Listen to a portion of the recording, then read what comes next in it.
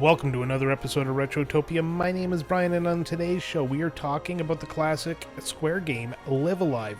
Or is it Live Alive? Or is it Live Alive? Or is it Live Alive? We don't know. We really don't. But we're going to call it Live Alive as we go through the show. And, but before we do that, we are going to do some of those plugs that everybody always loves. So we're going to start with the social media. If you want to join us on our social media, which includes Facebook, Twitter, and Instagram, as well as our Discord, where we're growing a tiny, neat little community of like-minded adults. You can do so by going to linktree/Retrotopia. That's linktr.ee/Retrotopia. As well, we also have a Patreon. If you're not already a member, you can join for free by heading over to patreon.com/Retrotopia. And we do have a paid tier. We call it the Hero tier, and with that you get a shout out. And I would like to give a special thanks to our newest member, who simply goes by Dennis. Your support is greatly appreciated, like everybody's support is, whether you pay or on the paid tier or not. So with that tier and the free tier, you do get access to two more shows. That would be Quick Play, a bite-sized show hosted by one of us reviewing a game that we felt was too short for a full episode, and Retro Bites, a monthly show where Sam, Ellen, and I just talk about games and life in general. You can also jump on Patreon and give your thoughts about upcoming games, give suggestions that'll be put on polls, participate in those polls, and give your thoughts and questions to the host in what we call 8-Bit Banter Box, and it's culturally elegant.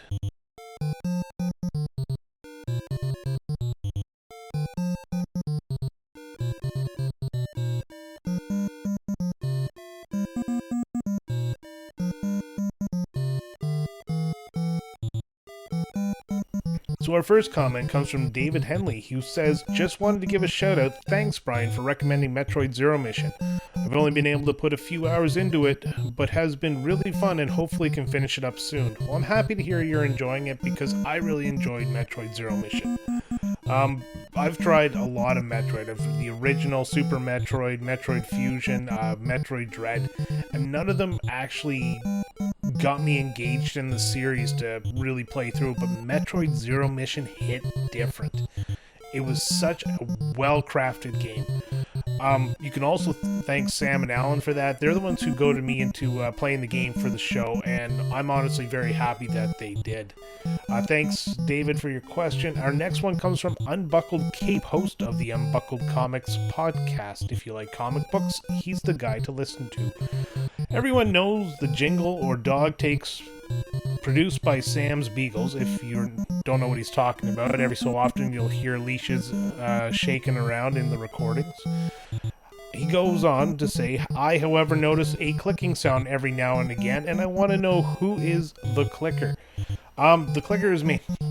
Honestly, I have a mechanical keyboard that makes a lot of noise. You can hear it every time I type something, and as we're recording, I will very often jump on the internet to just look up facts and different things about the game, hopping from wiki to wiki. But no, it's all me. I am the clicker. If you're making a Last of Us reference, I guess that's my clicking noise. That's the best I can do. Sorry. No, other than that, I love my mechanical keyboard. It's a fairly beefy Logitech model. It's heavy. I could pick it up and probably knock somebody out by swinging it at them. It's the one without the number pad. I can't remember what they're called. Like 70% keyboard or something like that. But no, that's me. All clicks, all the time. Love it. Will never die. If you ever watch me stream a PC game, you'll hear clicks because my backup keyboard is also mechanical. So that is everybody's letters for the week. Thank you guys for writing in. As always, again, if you want to write in too, just join the Patreon. You can do it. It's easy. It's free.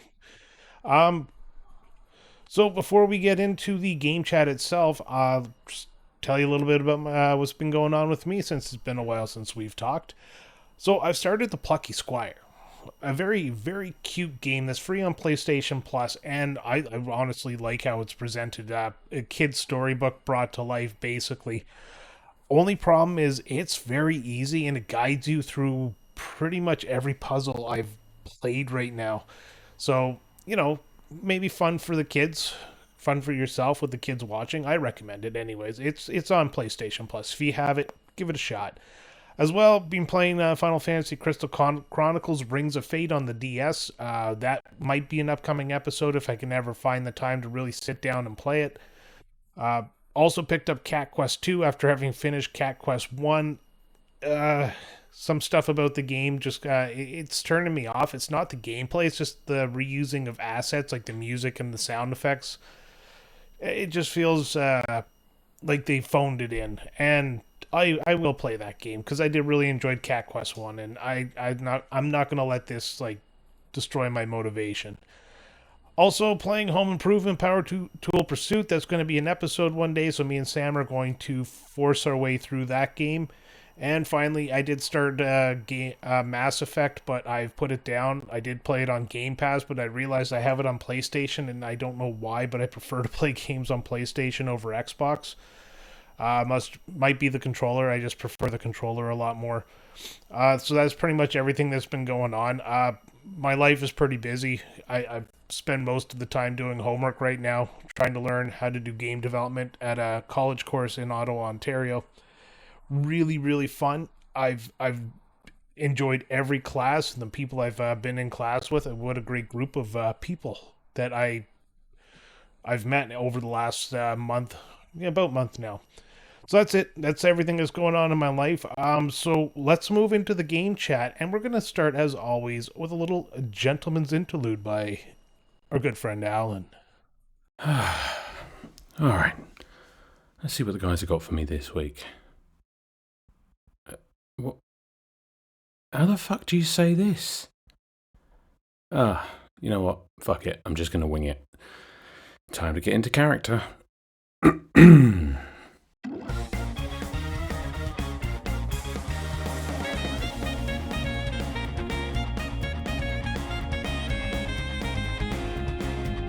Live Alive, my dear friends, is a legendary piece of work in the annals of gaming history. One that roars with the ferocity of a lion and the majesty of a mountain. Developed by Square, yes, the very titan responsible for the Final Fantasy series, this game was originally unleashed upon the world in the year of our Lord 1994. Exclusively for the Super Famicom in Japan.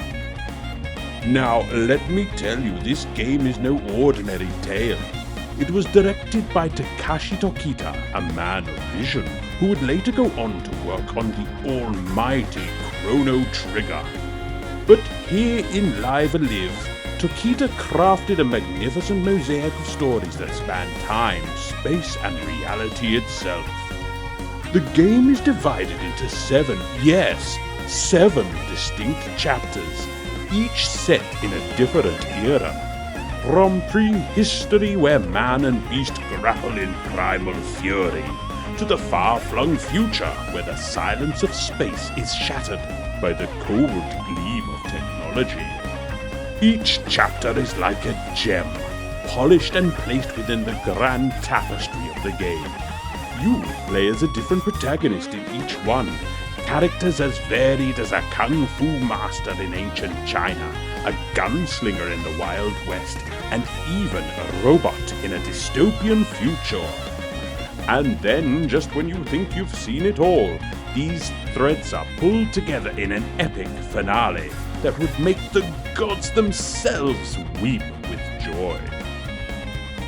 Square, in their infinite wisdom, saw to it that this gem was given a proper chance to shine in the modern era.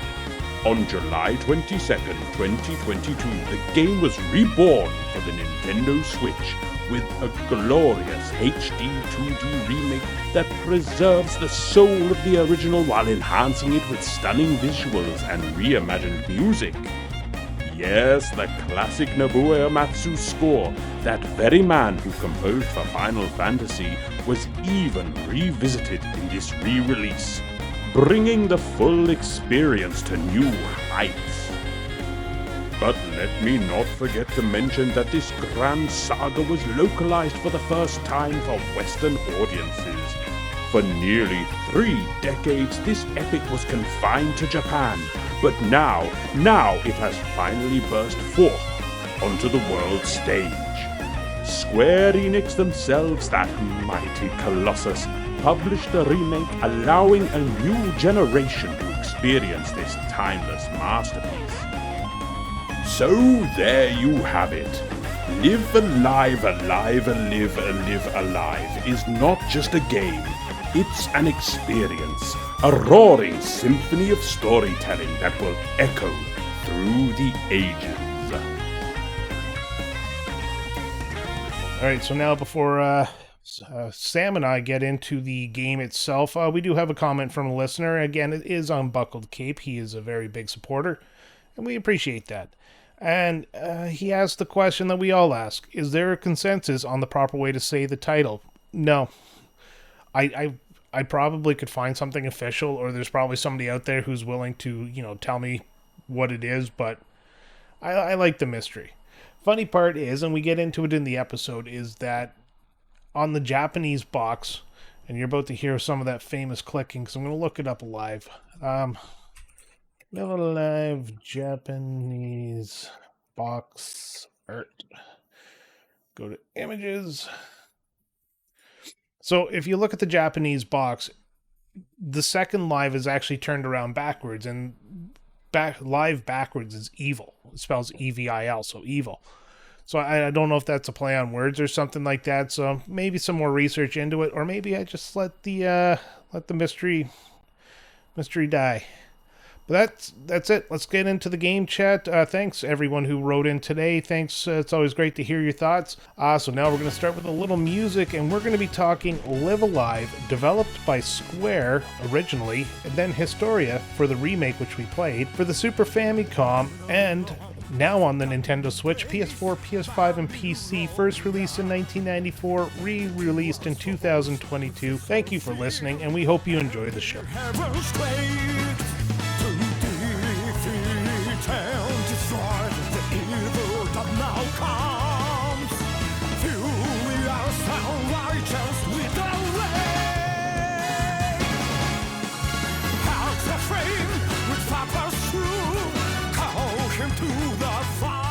All right, we are talking Live Alive, or Live Alive, or Sam, how do you pronounce it? Live Alive. Live Alive. Live Alive.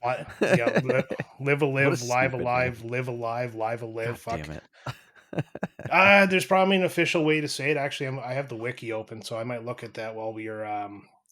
I would think Live Alive makes the most sense. It's just the way that it's stylized to make it kind of look. I don't know if it's supposed to look symmetrical or. Well, it's forward and backwards, and of course, if you spell live backwards, you get yeah. evil, and it's all that kind of crappy stuff. Oh, I never noticed that. Fuck, that's cool. Okay. Yeah, so like the wiki says, it's stylized as like live forward, then live backwards, and I have no idea. Actually, it's Liva Evil.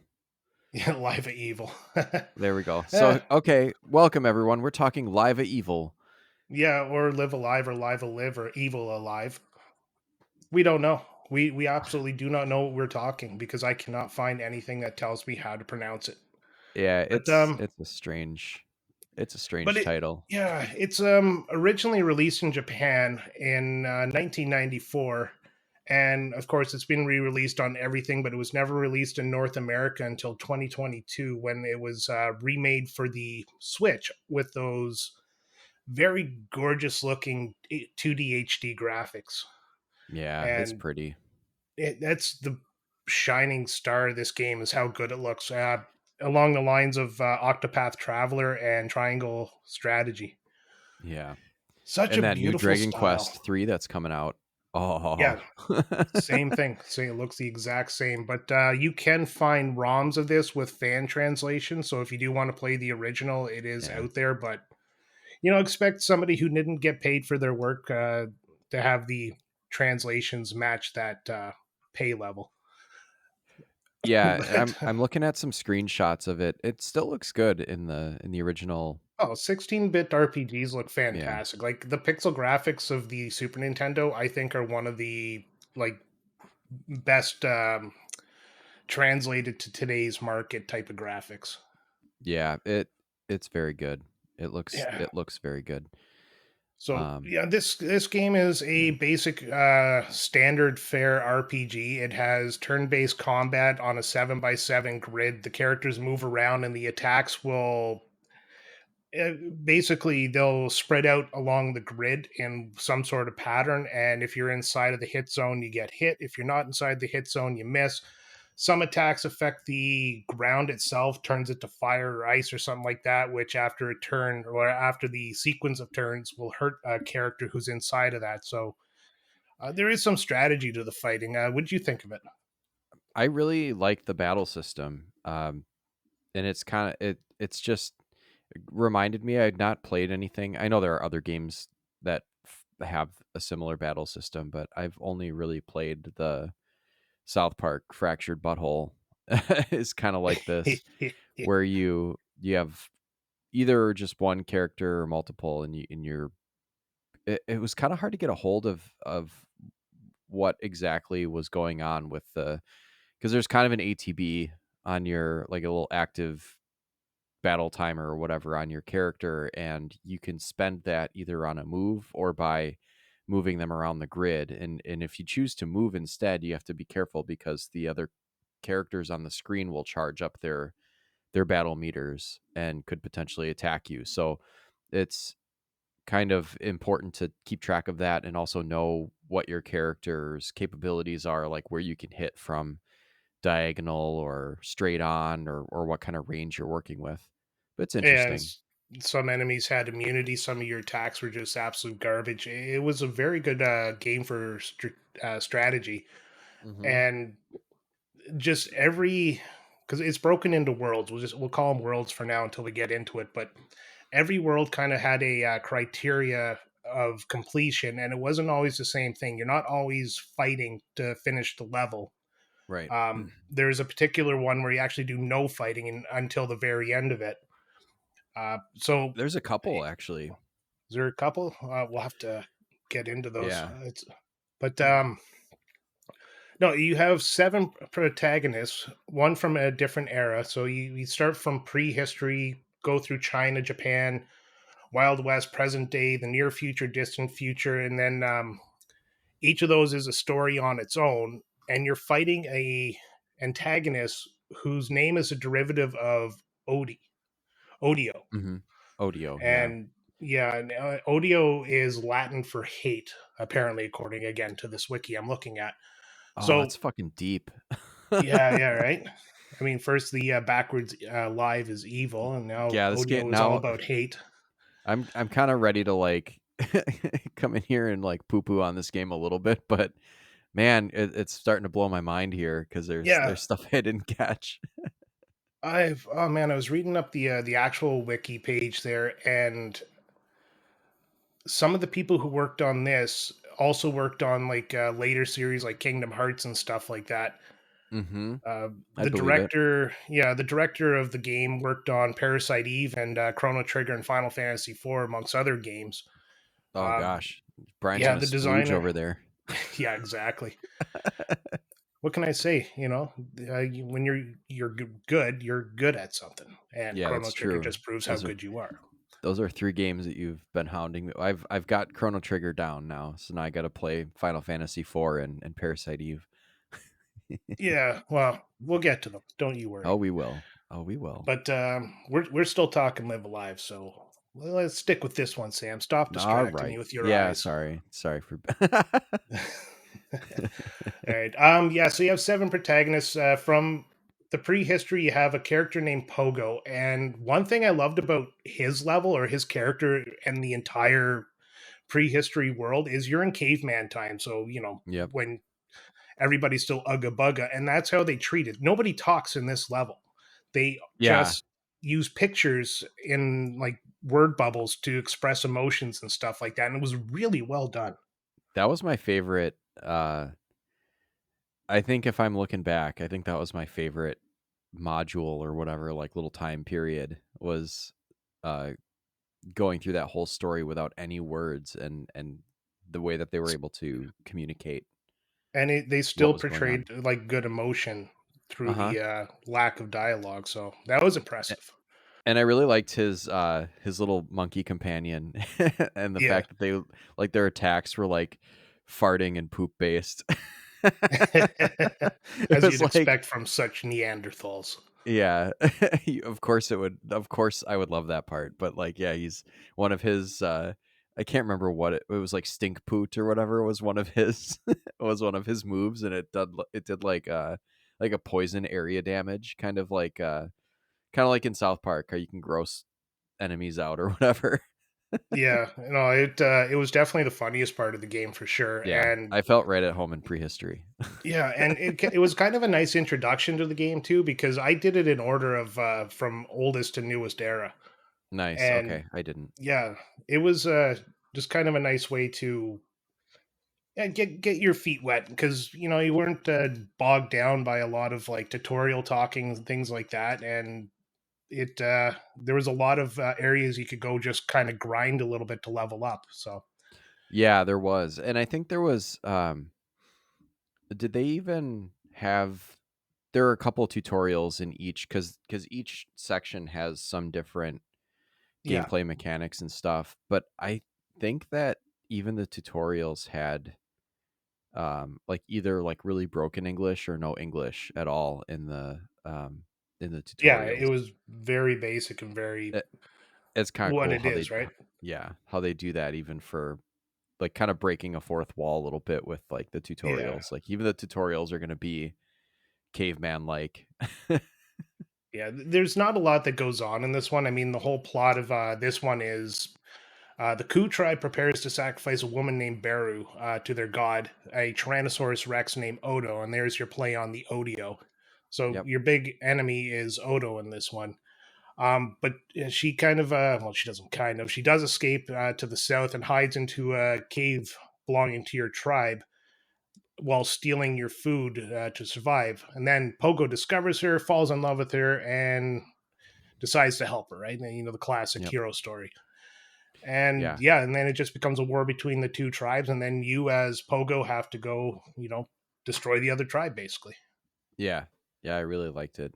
I enjoyed it a lot. And then you could pick up different you could go hunting, and you did that by using like the Y button or something to sniff out like smells. So he Yeah, yeah. is on the open world, and you'd see these like stink clouds, and then you'd go find them, and then you were in a battle, and you That could was pick kind up of neat items. too. Yeah, you could pick up items off of uh the animals, like horns and skins and stuff like that, and then you could turn those into either armor or weapon items to upgrade Yeah. your And that's the other thing loadout. that was neat Yeah. about this game is there was criterias for every story that Mm-hmm. if you met, you would get their ultimate weapon. Oh, So damn by it. not, Well, I'm yeah, sure I didn't well, do the any of that. criteria is kind of take away from like I guess the enjoyment. Like the one in Japan is do the whole level without being caught, and Yeah, that didn't that's a happen. no go. Yeah, Yeah. but next level, Imperial China was actually the level on the demo that I first played, and the nice thing about that demo is the save file carried over, so I didn't have to play it twice. But Yeah. yeah, he ancient China, like I said, the story's kind of called the successor, and it's an old Shifu of the Earth Heaven Kung Fu tradition takes on three disciples to pass his arts before he dies. While the Shifu is away, the dojo is attacked, and the rival dojo is seeking revenge for an insult. Two of the disciples are killed, and you take control of the surviving disciple. Yeah. I thought this one was interesting because you start out as like the old master, the Earth and Heart Shifu is who you're playing as for most Yeah, of the level or the time period. But then like there's kind of that twist at the end, and your character that you end up carrying into the end game is actually one of his disciples that survives. yeah, And I and thought this that was is kind of neat because you can play as one of the three disciples. I think. yes. Wait, does it I change depending on your I choices? this is the longest. Like I played this one the farthest back, so I can't Oh, remember the whole okay. story. I thought you got to choose, but maybe you don't. I didn't, or I didn't see a way to do it, but you end up with, Then I'll go with you on this one because, like I said, yeah. it's been a minute. But And this was so it's kind of cool because you're playing the role of the master, teaching them, all their moves and stuff. So they're learning your moves, or you're passing your moves along to them, and then yeah, obviously he doesn't end up carrying over to the next stage. But there's a funny part in this one where you go into the town, and I sent you a message about this. I was like, did this guy just get laid? Because you're talking to the like the ladies in the town, and um she's like, oh, I don't, you can talk once you save them from like ruffians or whatever, you can talk to the people in the town. They give you like little healing items like food and stuff. And this one said, I don't have anything to give you, so come over here. And then you like step off like into the building, like behind, like out of sight, and then it's like it says like Shifu receives like a peach bun. And I was like, what the hell? And then I checked my inventory and I didn't have a peach bun. I was like, did he just get action? What the fuck? Oh yeah, he put the sucking successor Yeah, but I don't know. That might have been just me being creepy and overthinking horny. it because you're a dirty old man. Yeah. Yeah, because I was like, hold on, because later on in the level, when you're going through kind of the end stage of this time period, you're picking up peach buns. So the peach bun is an item. I I don't know. I Just think I think it's he still a got little laid. cheeky Yeah, way. I think he got a it's little action. yeah, it's canon now. He got laid. Yeah, for Um, sure. yeah. So the main boss of this one is called U D Wan Lee, and again, obviously, all the names are a play off this audio guy, so I'm not going to Yeah, keep it's like repeating that. But Od Wan Lee or whatever. Yeah. once he's defeated, the Shifu dies. The disciple succeeds him as the master, and the tradition takes on a new generation of students. So very simple level again. I mean, you climb a mountain, it looks really good in those 2D HD graphics, which I just absolutely love, and I'll continue to tug the teat of. But again, there's nothing about this level that really steps outside of the norm of a action RPG, or sorry, just an RPG. So go fight, Yeah. get your peach dipped, I Yeah, guess. get your peach bun. Get your peach bun, and then go take over the school. And then the Yeah, story ends, and you go back to the selection. that's gonna be our newest euphemism for sex. It's like go get your peach bun. Somebody inform Alan. That or we won't tell him until he listens to the episode. Yeah, he'll listen and Of he'll be course he'll like, listen. yeah. Then he'll tell us all about peach buns. Maybe not. Uh, maybe it's a British slang for something we don't know yet. We'll find out. Yeah, that could be. That means like, I don't know. I don't want to speculate. So, moving on. The next level is Twilight of Edo, Japan, The Infiltrator. And this level took me forever. I almost quit the game because I couldn't get past this level. And like I said, to get the ultimate weapon here, you have to sneak without being caught. And it's just absolutely impossible. There's Oh, no fuck way to that. do it. Yeah. There's Like, I think there is. It's just very difficult. So you've got this power where you can, it looks like he pulls up a sheet and just blends into the surroundings, and if oh, that's that the was case, neat. yeah, it was cool. So like the guys would kind of try to follow you. It's got almost like a Metal Gear Solid style stealth mission. Well, kind Um of, but I always found it funny when you pulled the sheet up and they walk behind you, and it's just like uh-huh. I could just picture this like ninja holding a sheet up there, and the guy's like, "What are you doing, dick?" It's like, you know Yeah. what? You're too fucking weird. I'm just going to ignore you. Well, there's a couple spots where you're crawling around in the rafters and it's just absolutely impossible because they start chasing you, and Oh even yeah, like it's not just that you don't fight them, it's that you can't get caught. So you can't even end up in a battle, right? yeah, exactly. And there's a Yeah, couple of mandatory battles, and that's the other thing is you're not leveling up if you're sneaking. that's So right. And so then that makes, once you get to the main boss of the level there, you've not leveled up from level one because everybody starts at level one. And yeah, right. you're just absolutely useless for the first half. So I went back. I just started beating the crap out of people and got strong enough to actually hold my own, and that's how I finished this. Eventually, just brute force. And Yeah. just describe the level real quick here. This one is an old Japanese castle, so it has that like the wood arches and everything, like steps, and the roofs are all wooden, stuff like that, and the big stone walls. So think of what are they called, pagodas? Yeah. Or like Yeah, it's got that like a cool Japanese architecture, medieval Japanese architecture or yeah, all the people and their waifus. God, I just think of that I've been watching Archer and I think of that like hologram that Krieger has. But Yeah, anyways, this one looked among the best, I think, as far as like the how the graphics worked with the 2D HD and the environments and stuff when you're like running along the rooftops and going from building to building. I really thought it looked great. So this is my favorite one from that perspective. Otherwise, I thought it was a little tedious with the like the sneaking around shit. yeah, And and obviously, it was very difficult to do what I think the game ultimately intends you to do, which is to not kill anyone. Which oh, and after you fight battles, it tells you like like you've taken 15 souls or whatever. yeah, That's like, just kind that's of a little reminding you heavy. of how much of a murderer you are. Yeah, But it's like funny because when you die yeah. in this one, it does a cutscene where it goes back to the dojo where you started, and this ninja comes out of the ceiling. It's like, Oboromaru died, and then it just goes game over. But it takes so long, and if you're dying consistently, it just gets fucking annoying. Right. Yeah, it's Enough is like said about that.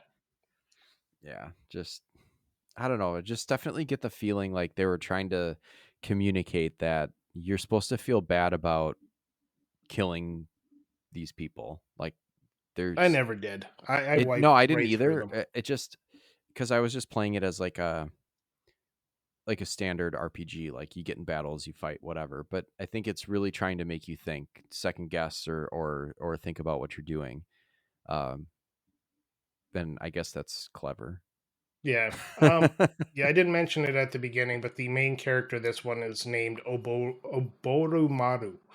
And me and Sam Yes. have determined you really can't say it unless you really try to do that accent. Yeah. Um, Oborumaru. oh yeah. Oh The yeah. main antagonist in this one is Ode Iu. So Yep. he, There he is, same name Mr. as Odio. always. Oh man. Anyways, I just got the email finding out when my kids' school's going to happen right on a Friday afternoon when we have no supplies. Off topic, but let's go to the wild, wild west where we are talking about the Sundown Kid. And that's the This name is of the main character. yeah, this is definitely my second favorite after This is my the favorite. prehistory. Yeah, it's a good one. This one is just done so well as a western there because you just enter into a town and Mm-hmm. you're the Sundown Kid and you're looking for a bounty hunter named Mad Dog. And Mm-hmm. in this one, there, you talk to the town, you convince them to help you out, you booby trap everything, and then at the end, you have this big crazy fight led by Odio. That's O.Dio. Yep. Um, O D O. Like O is his first initial, and then D O yeah, is like the last name. Yeah. yeah. So it culminates in this big battle, and the booby traps you set actually help you along to win this battle. It's I thought it was really neat. Yeah, the booby traps were fun. Like they were like little cutscenes of guys riding in horses, and then they would there'd be little explosions or they'd slip or whatever, and Yeah, they'd and the fall best into thing is like, holes. oh, Yeah. you have 8 bells to set these booby traps, and you literally had 8 bells. Mm-hmm. And Yeah. you would be running around town trying to figure out where to put all the booby traps, and you had to find the materials. And like you're running, and you hear boom, then that would be one of your bells. And I think it was about maybe a minute or two between them. And if you Yeah. find early, you still have 8 bells. It doesn't just like, oh, you found all the spots. Let's fast forward. No, you wait those 8 bells. Yeah, it's really funny. I finished it with like a bell or two to spare, and then I just sat there. Yeah, It's like, just you sure I walk can't around set any town. more traps? I got more items, but no.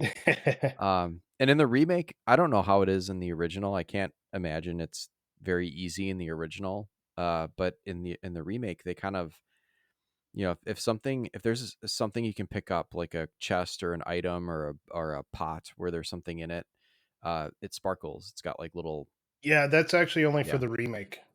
yeah. I would imagine that some of these scenarios would be kind of challenging in the original, because you're gonna have to try to go through and interact with as much as possible without knowing whether or not you can interact with it. And at least in the remake, they kind of telegraph what you can pick up and or No, look at. back in the day, we just kept pressing A as we walked around these RPGs. That's why everybody over Yeah. the age of 40 has arthritis in their right thumb. Yeah, it's just from like mashing A while you walk, just in case. Oh, absolutely, yeah. That's Yeah, why this I one was a always real have a fun one. hard time with RPGs that when you want to search something, opens up a menu and says search, because I'm just so used to slapping the A button when I walk around to look for stuff. Oh yeah, good old fuck, what is it? Um Shining Force and Phantasy Star were Shining like Force, that. yeah. And Dragon Um, Quest is like that too. oh yeah, Dragon Quest is definitely like that. Yeah. Definitely an acquired taste early on. It's probably why I Yeah. didn't get into them right away. But they fix that. The newer games are a little bit more forgiving. Um, Anything else about the Wild West? I don't Not remember anything about really. the story really. It was Yeah, just a it fun was pretty story about the sundown kid. yeah, it's a pretty basic, like just a lot of Western movie tropes, like a spaghetti Western, where it's like, Yeah, stranger, outlaw rides into town. This guy's trying to catch him. They team up to fight a bigger bad, and then they have their own showdown at the end. That it's pretty much a spaghetti Western, but it's really yep. cool. I couldn't said it better myself. Next up is the present day. Called the scenario is called the strongest, and it's a Masaru Takahara is a Hmm. person who strives to become the strongest fighter in the world by fighting the masters of the different fighting disciplines. Yeah, Uh, this one was kick ass. yeah, the one fighter, Odie O'Bright. Odie is the Yep. link. There he He is has the again. same idea, and this one is a tournament. So you take on. There's no big story where you run into town and buy, peach things. This one just goes Get from your fight to fight to fight. get your peach bun worked or Yep. whatever.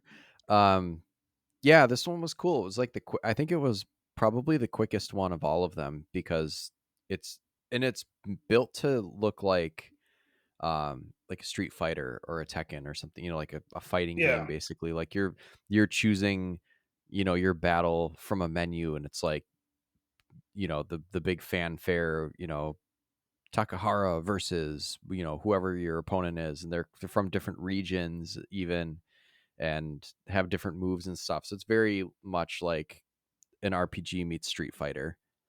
Yeah, and it was really well done. I kind of enjoyed this one for its simplicity. Uh, Yeah, and your guy's pretty tough, which is kind of nice, because the premise is that you're supposed to fight all these opponents, and you get hit by their special moves, and by getting hit by them, he acquires them. yeah, that is definitely a way. Sorry, I'm just quickly No. going. There's three endings in this one, Yeah. like of how you can like finish it. There's two what they call bad endings and a normal ending. I didn't know that. Oh, I wonder It which says one the I first got. bad ending is not necessarily an ending, but it can be seen through getting beaten in any match. Masuro will be shown bruised and beaten, and as the opponent he last faced berates him for his failure. So Oh, looks cool. like oh, then it cuts to the usual game over screen. So yeah, so you have to win every fight. The Yeah. bad ending with Odie O'Bright losing to Odie will not directly lead to a game over. Instead, a countdown will begin, and you can retry the fight if you choose. Otherwise, you'll get the game over.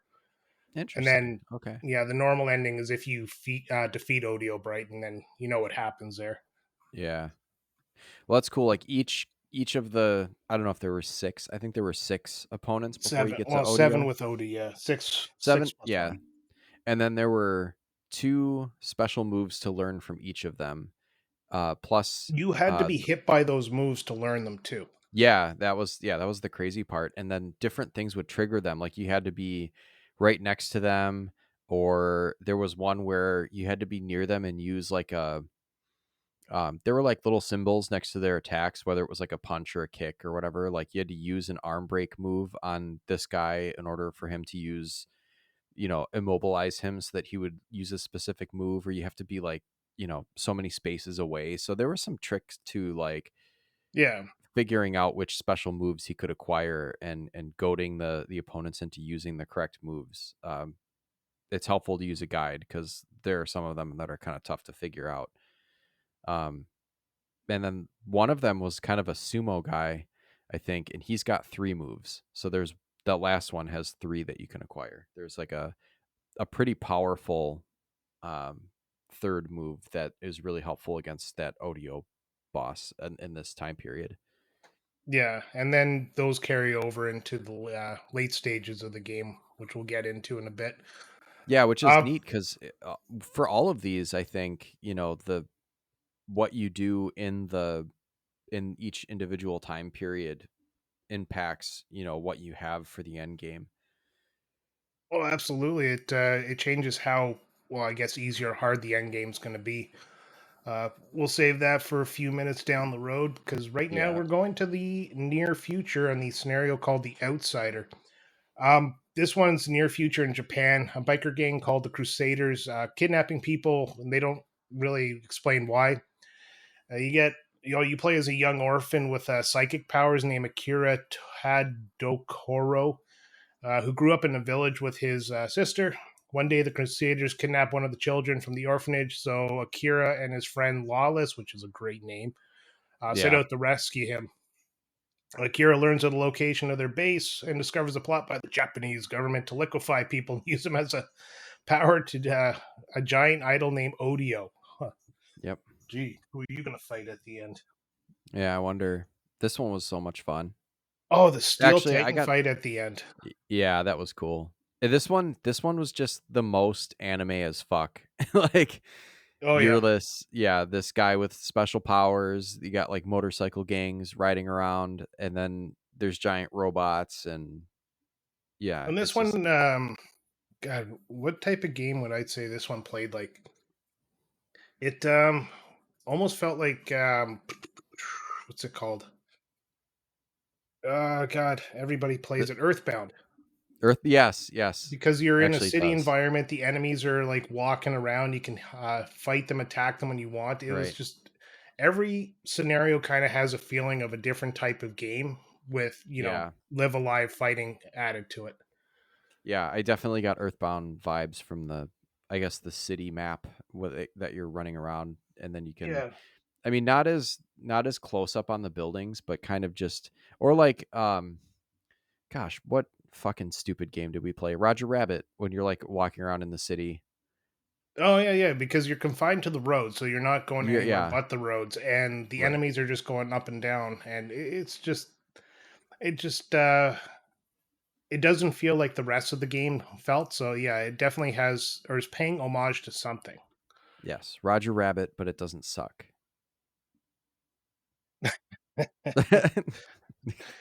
I rate this game 2 out of 5. Roger Rabbit was 1 out of 5. I doubled the score. Yeah. Uh, Guess I I know got how much you hate Roger Rabbit. I really do. I got stuck in this part, and I thought I soft locked myself, and Oh, I I remember sent you a you message messaged me about it. that. Yeah. Yeah, but it turns out like every now and then. So in this remake, there's a mini map down on the bottom that usually guides you. Like there's like a little flag on the screen, and that's where your next objective is. But there are a few points in the game for some reason where that gets turned off. Um, and I just couldn't figure out how to progress the game. And I got to the same spot again and thought that I needed certain items because you're in this basically, you live in an orphanage and the kids are taking a nap. And for some reason, there's one kid that's supposed to meet you in like the bathroom area to exchange an item with you or Peach something. Fuzz. That's what it was. But I couldn't figure out how to progress that. Like I think I got it was stuck like, there as well and used the walkthrough. yeah, it was like, "Do you have food for me?" And it was like everything I had in my inventory is like, "No, I don't want that." It's like, "Go fuck yourself." Like, what the hell? Oh, beggars And can't. Yeah. Yeah, I have food and you're asking me for food. So take whatever I have. Um but no, what how you had to progress it was to go in the bathroom. And then he would come in the bathroom like you had to sit on the toilet. There was a lot of Oh, I remember that preoccupation. now. Yeah. This one was so preoccupied with like having your character go sit on the toilet a bunch and it was really weird. Wh- Which is not something you really think about when playing a video games. Like, oh wow, they have a bathroom. That's a neat aesthetic. Like, it's not necessary, and then it turns out to be a part of the game. It's Yeah. was it Breath of Fire 2 had something like that too. They have Ugh. toilets in all the levels of the game, and there's one particular one you actually have to climb into to go to a dungeon to get underground. Oh, And it's just toilet like who, dungeon? Hell yeah, it's yeah. like who fucking thinks of that? Like, oh my Yeah. god, there's a toilet there. I'm gonna climb through it, and all of a sudden end up in a dungeon. Yeah. So Ugh. yeah, Am I gonna have to play Breath of Fire 2? I hope not. Yeah, I'd really rather not. But no, it's this game leads up to the best boss battle out of the entire game, in my opinion, because you That was eventually fun. give your soul up to a gigantic ass robot to fight the gigantic ass orphan killing robot, and that battle was fun. I like that one. Yeah, that was cool. And I really liked the just even when he gets into the giant robot for the first time, you have to like move through the city to get to the temple where this other weird robot thing is, and you're fighting like the whatever government or agency is like testing on the kids is sending like tanks and helicopters and airships at you, and you just like lay down the smack until you get to Oh the yeah, yeah, it's fun. yeah, and Odio the giant bad robot is represented by the Great Inko statue, which is like that cat statue. You see it looking all adorable and stuff. Yeah, does it And I look like love a the giant wiki like here. It's peacock? Yeah. I love the wiki here. The great Incu statue, and fueled by the mixed hatred of 60,000 leaders created from 2,000 liquefied humans. I must have Ugh. missed that in the text. Yeah, there was I guess there was like a pool of water or liquid or whatever around the kind of the arena where you face this thing, and that's like all the liquefied souls or whatever. Oh, you're right. It It's is the really bird fun. statue. Sorry. It's really weird. Yeah, it's a bird statue, but it looks weird. Like, and then this one was kind of dark. It was just like they're stealing children and like liquefying their consciousness so that they can run these robots or whatever. It's like, ugh. Yeah, just go to the gas station like a normal person. Yeah. Oh, sorry. Just grab an energy drink.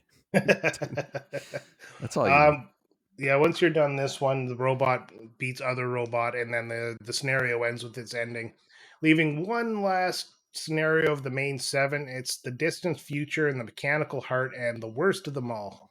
Oh fuck Th- yeah, this one This sucked. the main character in this one is Cube, and he's just a self-aware robot created by somebody aboard a spaceship and designed to be a worker robot. There is no fighting in this one until you get to the boss at the end.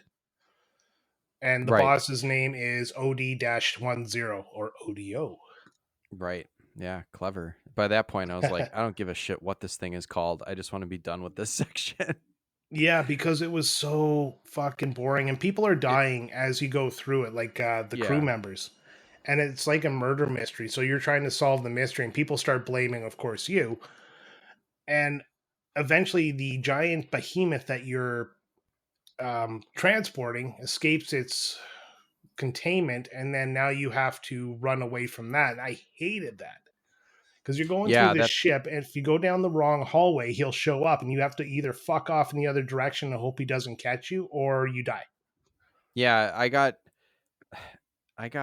caught by that thing a couple times where it was like, how was I supposed to there was like no indication that it was there. I'm sure this section in the original game is just frustrating as fuck because in the remake it was not really clear where this fucker was, and then you're like, oh, I need to go, you're following the objective flags on the mini map, and oh, I'm supposed to go up this way towards the flag. It's like, oh, he's right there, you're dead.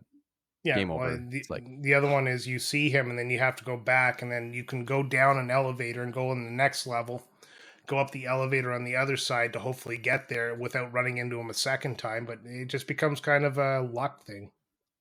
yeah. Ugh, Unless of I course there don't is know. some pattern that they I just never figured out, but dialogue is kind of boring. There's a machine, arcade machine, which triggers the final fight, and that's the only way you actually get into a battle. So Well, and he that's doesn't another, level up. yeah, and that's another one. You can play the arcade machine throughout, but it does is just kind of extend the length of time that you're spending in this time period. And it's Yeah, and you really don't want to do very, that. yeah, it's really just very story based. It's like, you know, talk to these people. Okay, go over there, talk to those people again. And it's just like the objective flag is just moving to different points of the map, and you just start going and talking or watching little mini cutscenes. Yeah, and the Um, murder mystery itself wasn't even that interesting either. no, not really. I think, yeah, and then here this one was another one where they'd remove the objective flags at kind of odd times, and it was really easy to get stuck. Like, I think Yeah, I had to look up, oh, you just go play the arcade machine, and that's where the audio like program is. It's like, oh, fuck, OD10. fucking whatever, like, just end this. Like, by this point, I think, unfortunately, by this point I had played, uh, I I was a little frustrated getting stuck in the toilet section of the near future, and then just following it up with distant future, and this bullshit was just like, I was starting to get a little burned out on this game by this point. I really yeah. like the style of it, and I like how they mixed things up in each time period, but by this point, I think it was starting to drag on for me a little bit, and I was getting Well, that's the thing irritated. is every scenario is about 4 to 5 hours long. It's Mhm. except for the present day, I think you can clear in about an hour or two, and the Wild West, I think, is like 3 hours tops. But Yeah, those two are real quick. yeah, but every other one there, and the near future definitely was like a 6 hour campaign. So Mhm. the stories are actually created by different people. So every story was handed off to somebody who kind of developed the scenario. I kind of But liked how they played out like episodes of a show. Um, yeah, Before you started, like, as I don't know if they did this in the original, but in the remake, you get like a little preview scene, or like a little cold open or whatever, and then credits for, stories created by, or story developed by, and characters by, and it's like a little pre-show credits, and then well, and then it plays credits at the end of each chapter too. yeah, I'd have to look it up, but I think it was directly translated as much as possible from the original game. So I think the original kind of does the same thing, Well, sets that's up the pretty neat. story. Yeah, Um, that's really unique, especially for the time this came out. yeah, it was like it just felt like a bunch of interns got their shot to put together a game together under the tutelage of somebody with experience, and this is what they came up with. And the seven scenarios, like they're very disconnected, so there's no linking these seven scenarios inside of the scenarios themselves. There's no tenuous besides the audio link. Yeah, There's that's the no only like thing. tenuous link between them. You don't see references to the other ones. They're just these people don't know each other from a hole in the ground. But Yeah, when you're so it's done like you're this, playing separate games almost. Like, yeah, it's like seven separate mini RPGs, yeah. and then But it here's all the comes thing I together. love about this game is after you're done all seven of the main scenarios, and this is where the spoilers come in. So if you want to play the game, now's the time to stop. Um, you get an eighth scenario and Yeah. Middle Ages, and you meet a brave knight named Orsted, very beloved hero. He's in a fighting tournament to win the right Samaria Princess Althea. I love this scenario itself because the way it kind of collapses and turns this person into basically a shell of himself. Because Yeah, he's this one was dark too. yeah, because he's like a well beloved character, but through the series of events, um, like the princess who idolized him at the beginning ends up hating him. Mm-hmm. So that was just kind of neat. And then he ends up defeating the Lord of Dark, and he ends up becoming the Lord of Dark himself, or he ends up uh, taking over the place of the main antagonist of the entire game. Mm-hmm.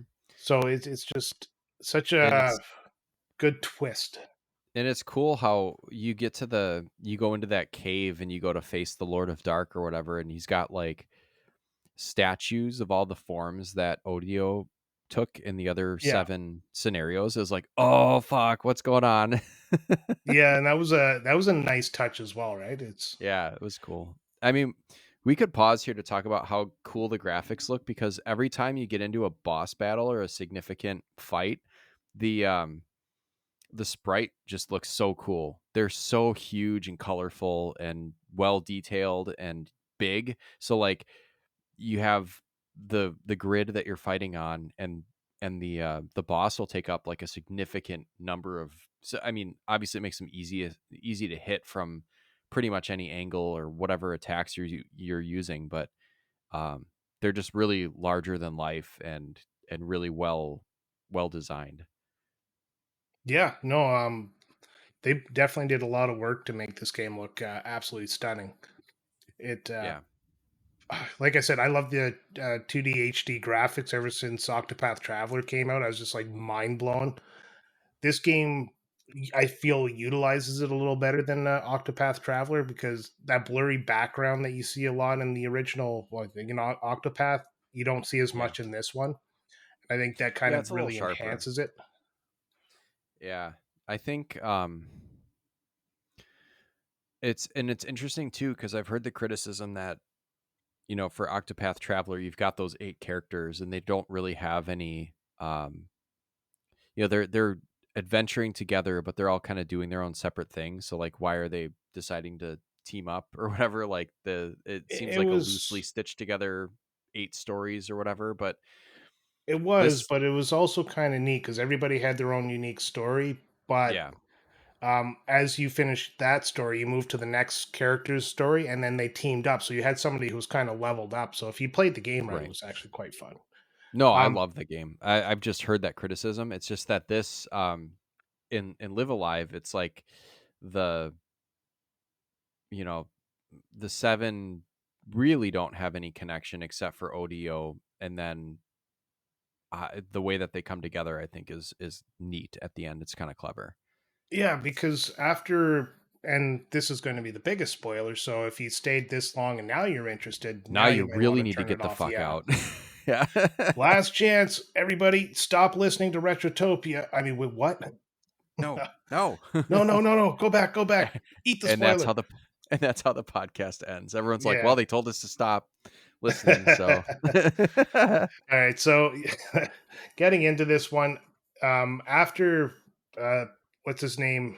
Fuck. Forgot his name already. The guy from the last level. oh, Orsted. Orsted, yeah. Orsted, yeah.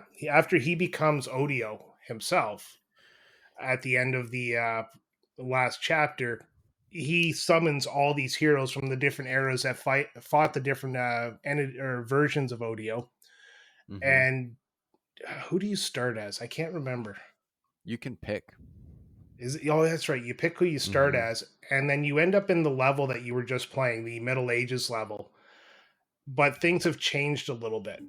And you go around and you actually find all the different characters you played as, and you can build a party of, I think, 3 or 4.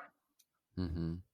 Can't remember how many. Then you go grind in this cave for a while, but everybody you liked, you can put together now and kind of build your ultimate final team, because you got to take on the final boss of the game. And there is 4 endings, well, 6 endings to this game. Uh, That's and Sam crazy. found the greatest of them all on Oh, his I found the first try. worst one. Yeah, Yep, found the worst one. And actually, by this point, I was, like I said, I was starting to get a little burned out on the game, because it is kind of, I mean, you look this up on how long to play, and it's like, oh, it's a short RPG, whatever, it's only about 30 hours. It's I think that's wrong. If you really want to play this game to the fullest and get the best ending or a good ending, you have to spend some time either in the individual chapters to gather up, like Brian said, there's ultimate weapons for each character. Like in Japan, you have to avoid all the battles, which is dumb, but that's going to take time. And then also when you get to the final area here, when you go back to the Middle Ages, you have to go look around for characters to join your party, and they're not necessarily easy to acquire. No. Um, I went and found the Earth and Heart Shifu like apprentice guy from China pretty much right away. But still, like anytime you're trying to recruit someone, like I found the guy from feudal Japan and he kicked my ass and I couldn't um like you're supposed to overcome him in order to get him to join your party, and he just fucking destroyed me each time. Like I wasn't going to be able to and I wasn't going to sit there and grind um because I picked Sundown because he was such a cool character. And maybe I shouldn't have, because really all he has is his pistol weapon, and it um, you don't do any battles really in the Wild West, and That's he why I doesn't picked a level up. Borumaru. Is the guy who I used Yeah, the most was the I one I should have. used because he was the strongest. Um, Yeah. just looking at the wiki here, you said the Shifu. It actually lists how you get all three different Shifus depending on which one shows up. So you can Oh shit, that's save. cool. Yeah, so it seems you can save the Shifu of your choice. Yeah, I think I got the youngest of them, and the other two died or whatever. Like Yeah, the guys it's ambushed always them and that way attacked when them. one lives, two dies. Okay, yeah. Yeah, but no, you're right. Getting some of the characters in this game was an absolute bitch. But once you fought them all, you could just go back and rotate them out. But the thing that sucked is they don't join your party in a way that you can just swap on the menu. If you decide you want to take somebody else, you have to go find where their location was and go talk to them. So it's a lot of slogging through the level to, Uh, get your ultimate party. Then yeah, there's a and the bunch of other, armor you have to find. yeah, this this part really was not clicking with me, and it's weird that when you get to chapter 8, so you're in the medieval times, and like that's also the end game when you bring all those 7 characters out. Those are the only 2 parts of the game that have random encounters. So it just completely flips the game on its head, where you're expecting something, and then all of a sudden it's like, oh no, this is random encounters and kind of a different format now. um, Yeah. and it was a little odd. um, But yeah. I actually spent a lot of time. This is kind of where, because I took a break in the middle of the game, so when I came back, I was rejuvenated, and I actually spent the time getting the cosmic items, which is ring, glove, helmet, mail, and boots. And you have That's to pretty fight a cool. boss for each of them. So it was, I found it fun, anyways. That's But pretty cool. Maybe I'll take an now that I know kind of what to expect. Maybe I'll take another crack at this game someday. someday, yeah. But yeah, then you end up in the final cave, and Hmm. you work your way through the thing. And it took me a couple of tries to get to the end of it. And that big bling you heard is me dropping a pen on my keyboard. But uh, so after you work your way to the end of the cave, you find those statues that Sam was talking about of all the different forms of Odio. You get past that, and you're now taking on the Lord of Darkness, or Orsted is as Odio, and he is a bitch. Yeah, King Dick Nuts. He's a real Yeah, shithead. he will Um, wipe you out on your first time, and then you'll realize how severely underleveled you are, and you'll get the Armageddon ending. which kind of sucks because at no point does this game indicate anywhere that you need to grind. And No, all of a sudden the last section of the game it becomes a grindy RPG. And it's like, well, what the fuck? Why yeah, and if you especially weren't when getting you have yeah. that stupid little robot from the future, Yeah, and fuck that he little is like shit. he's level 1. You have to take him and Yeah. stick him in the back, and you only get experience points if they hit somebody. So Come on. Yeah, yeah, it was just it's kind of like that guy's useless from the get go. yeah, and I don't know. I don't enjoy games that don't follow a set kind of rule. Like Yeah. I don't know. The Well, game should that's have kind of some rules to it, you know, and this one doesn't really seem to do that. yeah. It was kind of neat the way they did the scenarios, but when you get it all together and they just kind of shake things up like completely, you're Hmm. right. Your party for the before we get into the different endings, your party, uh, you said was a sundown kid. Yeah. Mine was Boromaru, Sundown Kid, Akira, and Hong were my party members. Oh, was Hong your Chinese like kung fu master guy? Yeah, my Shifu. Yeah, your Shifu dude. Yeah, that sounds like a good party. Um Yeah, well, it was a lot if of I power. if I could have done it again, I probably would take what was it? What was the guy's Pogo, the little caveman? Yeah, Pogo. I think no, sorry, Pogo was in there too. I might have Yeah, swapped out a couple of characters, but Pogo was definitely worthwhile because he had a good attack. I'd take him because I want to go fart on Odio, little fucker. You're gonna trigger Armageddon. I'm gonna fart on Yeah. you, throw poop at you. So who else did you take into your That was victory into Armageddon? that was it. I didn't really find anyone else. I had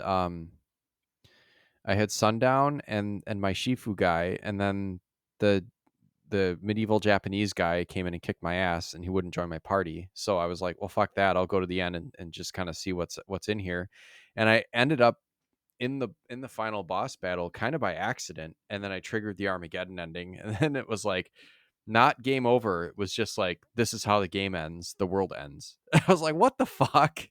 I'll be honest, I find that kind of neat that they took the time to say, like, even if you fuck up, the world goes on. Well, it doesn't in this case, but No. something happens, right? Like this, you usually know the stakes. Like when you go fight the final boss, if you lose, it's just assumed that the final boss does what he said he was going to do. In this game, they kind of show you an ending about it happening. Yeah, it's like, well, so much for that. It kind of was a letdown. So like, well, after all that, um, I didn't end up saving anything, and I'm not gonna lie, it felt like a waste of time. I didn't appreciate it, but Hey, at least you finished the game. I guess kind of. But then I went back into it, um, and it was weird because I was like, okay, well, I didn't like that ending, and I have a save point here, so let me see if I can change things. Like, let me go back to it and see what else I can do.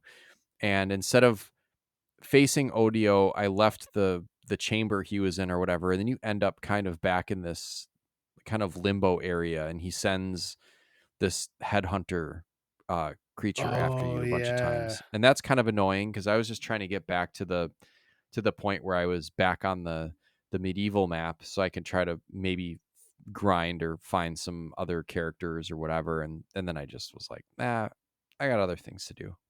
Screw it. Finish so the game. so my game ended in Armageddon. Well, there's Did you four end up more at endings. Yeah, did Go you ahead. end up actually beating this, or you said no, right? No, I couldn't beat him. Like I just out for the life of me, I could not beat him. So I ended up looking up the four other endings after. Because same way, like I could have gone back and grinded for another like 6 7 hours, but I No. wasn't having it. Well, that's the other thing. That's the other criticism I have is that, you know, I don't appreciate games that kind of, like I said before, these first 7 chapters, there's really not a lot of grinding that either you can or have to do. Sometimes it doesn't give you the option even. And then all of a sudden you're at the end and you're under leveled. Like, what the fuck? The Go problem with this pound game sand. was once you get to this section, there's nothing to do except for find the characters, and that's basically your standard level up path.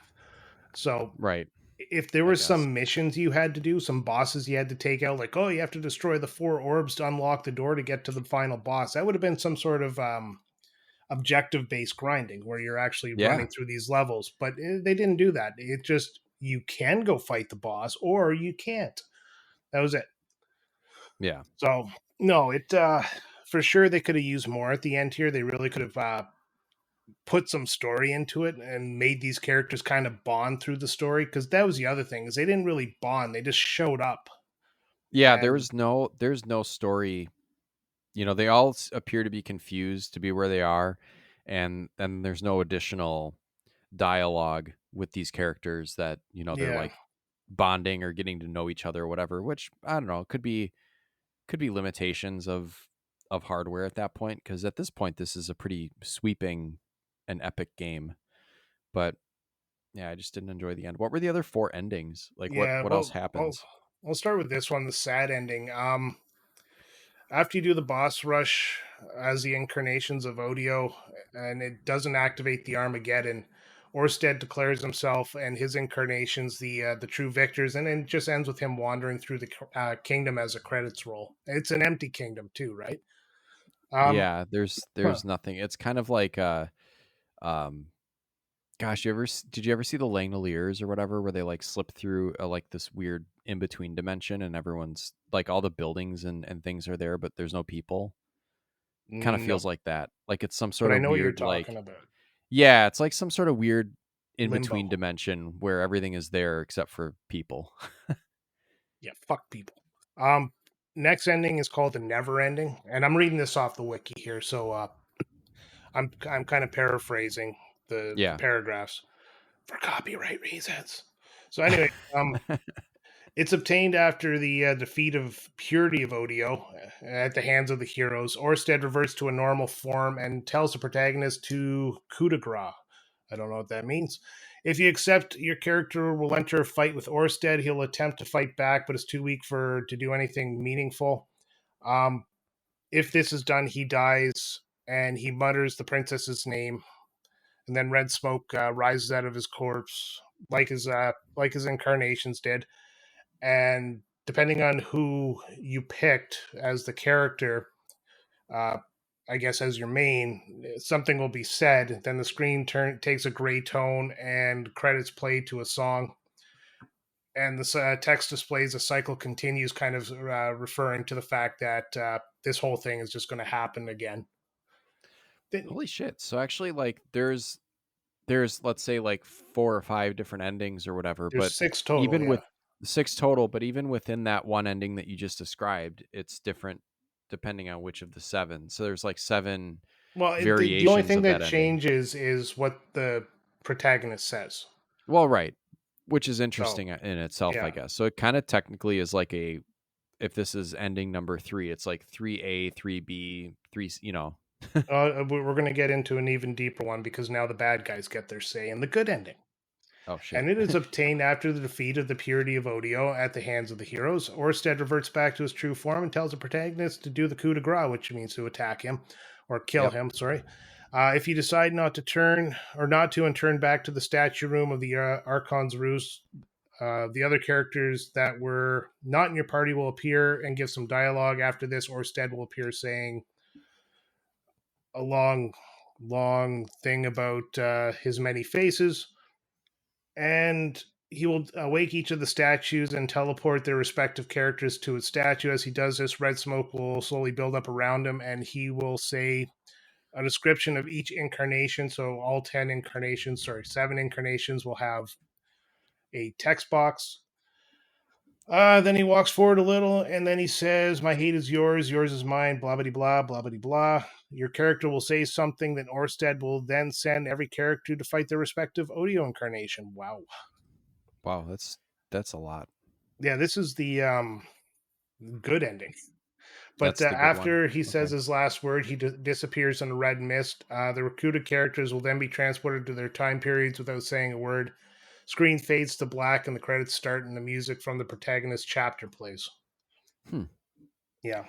All of these are more interesting than what I got, I'll tell Oh, you. absolutely. Yeah, because the blinding white light ending was just very boring. How about the Finally, Scooby-Doo ending?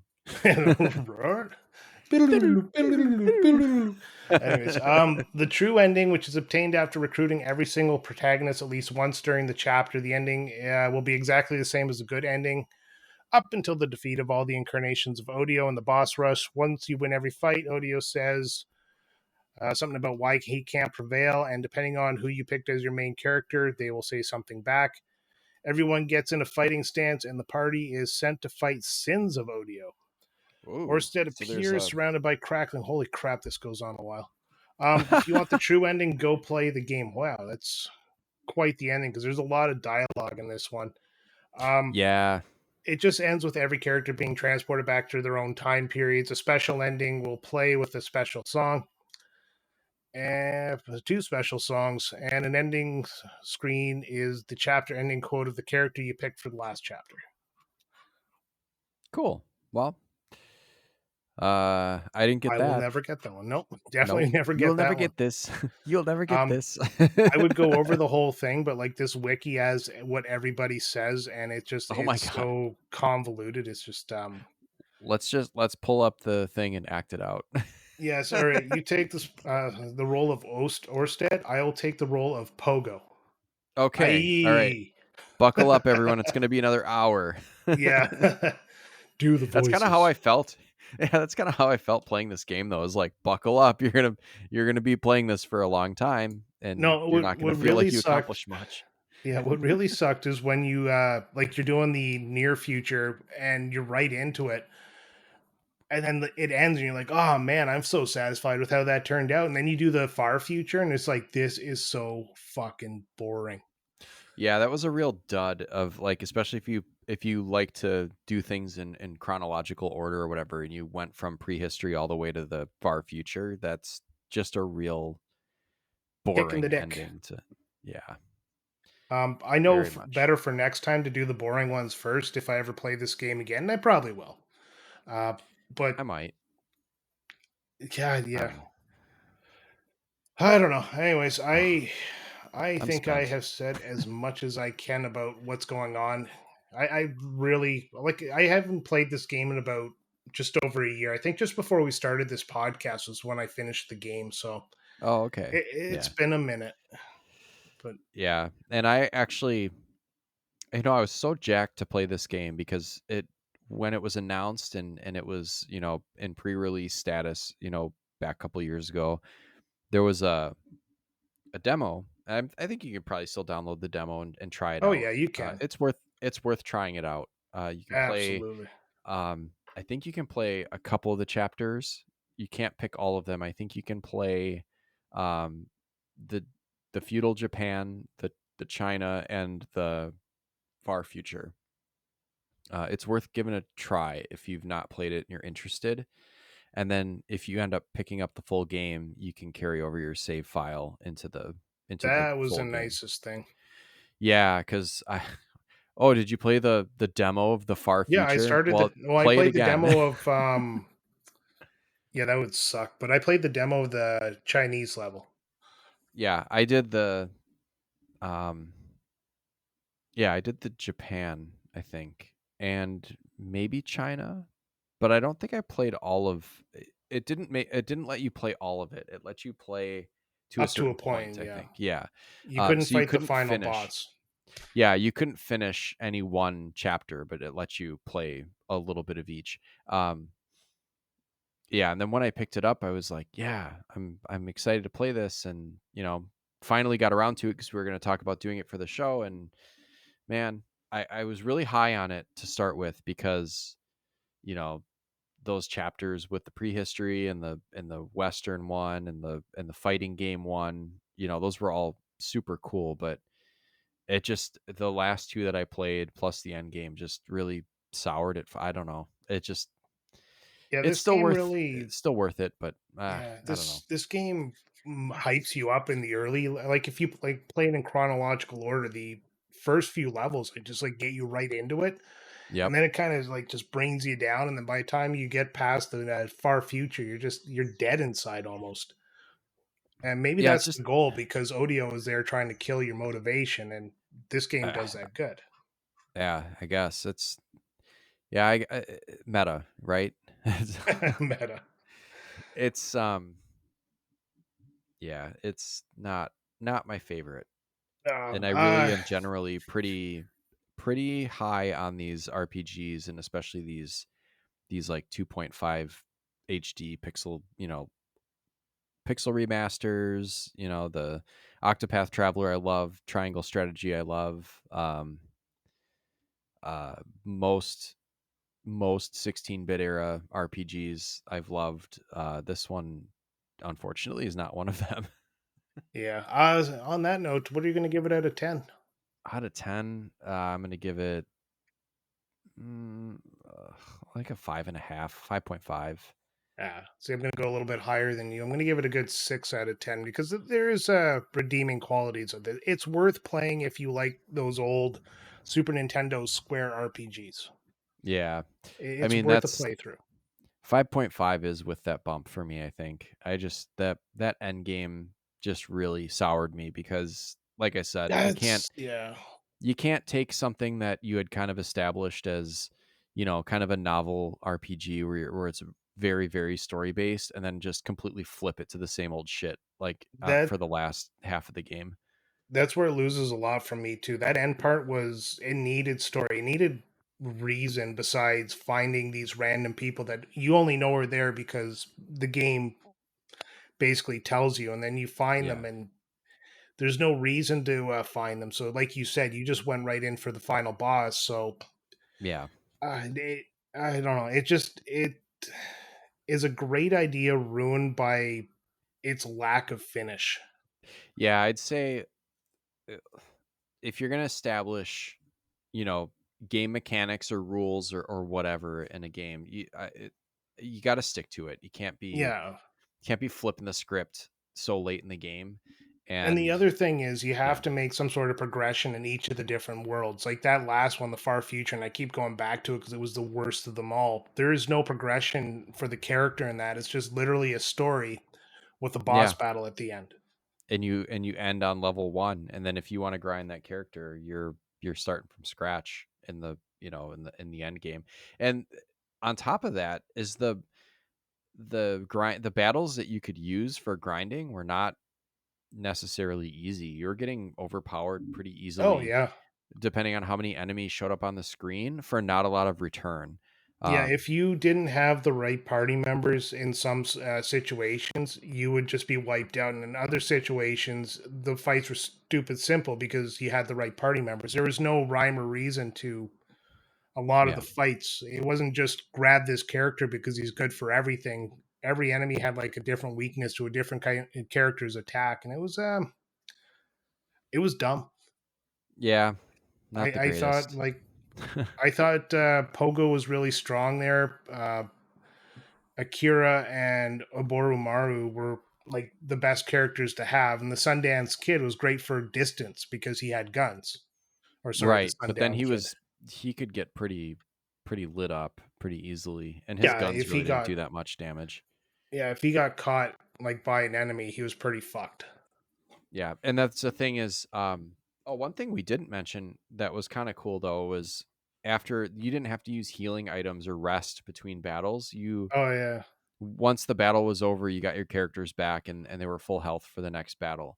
Um, that was kind of a nice touch, but if your character faints, they're still on the screen, but with like a halo over their head, and then they can get hit one more time. If they get hit one more time, then they're off the screen, and they wouldn't collect any hit or experience points at the end. So that was kind of tough too because I've got two characters, and one of them is a dead weight, and he's not progressing because he keeps dying and getting wiped off the map. It's just the grinding is not fun, and I don't mind a grindy RPG, but this one was just not great. Yeah, the battles could get tedious depending, especially that last part. Ugh. But I think we've beaten this horse to death. Sam, what do you? We're recording this on Labor Day weekend. What are you doing this weekend? Uh, not much actually. I hope That's watching funny some because that's what everybody has said. watching some football, hanging out, Oh, playing games to catch football. up with the pod. Yep. Yeah. Well, we got coming up in the future. Let's see. By the time you hear this, our 5x5 on Dungeons should have been out. We should have already done StarCraft, and we got Rocket Knight, Chrono Trigger, Home Improvement, and Jurassic Park all on the schedule. And yes, unbuckled cape. I said Chrono Trigger. That Chrono one's for him Trigger. specifically. He loves that game. He, It's his he's favorite. chrono triggered right now. All right. On that note, that does it for another episode of Retrotopia. Sam, you have a great weekend, You and too. send us off. All right, everyone. If you're listening early in the week, as I think some of you do, have a great week and get out there and play some games.